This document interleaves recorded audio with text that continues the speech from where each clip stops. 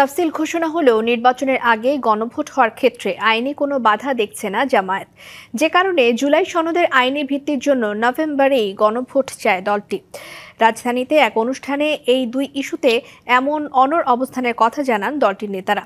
আর তরুণদের ভবিষ্যতের বৃহৎ নেতৃত্বের জন্য প্রস্তুতি নেওয়ার আহ্বান জানিয়েছেন দলটির আমির ডক্টর শফিকুর রহমান।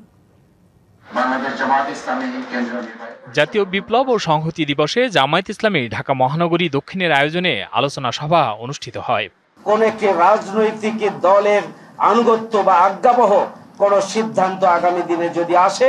অনুষ্ঠানে যোগ দিয়ে জামায়াতের সহকারী সেক্রেটারি জেনারেল রফিকুল ইসলাম খান বলেন, ডাকসু জাকসু রাকসু চাকসুর মতো জনগণ ভোটের মাধ্যমে নীরব বিপ্লব ঘটাবে।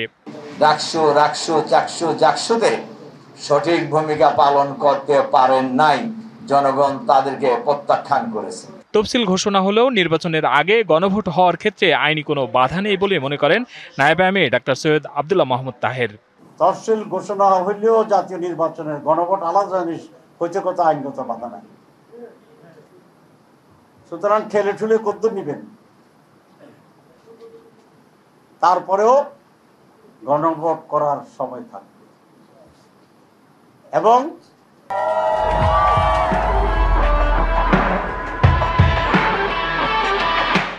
গণভোটের পরেই জাতীয় নির্বাচন হবে ইনশাআল্লাহ।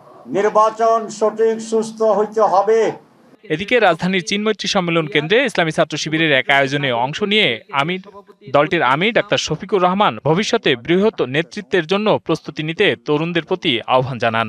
দেশের ককপিটে তোমাদেরকে বসাতে চাই, তোমরা ককপিটে বসে দেশ পরিচালনা করবা, পিছন থেকে আমরা তোমাদের জন্য দোয়া করব, শক্তি যোগাবো।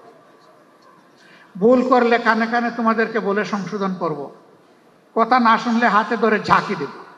Hasan Al Mamun, DBC news, Dhaka.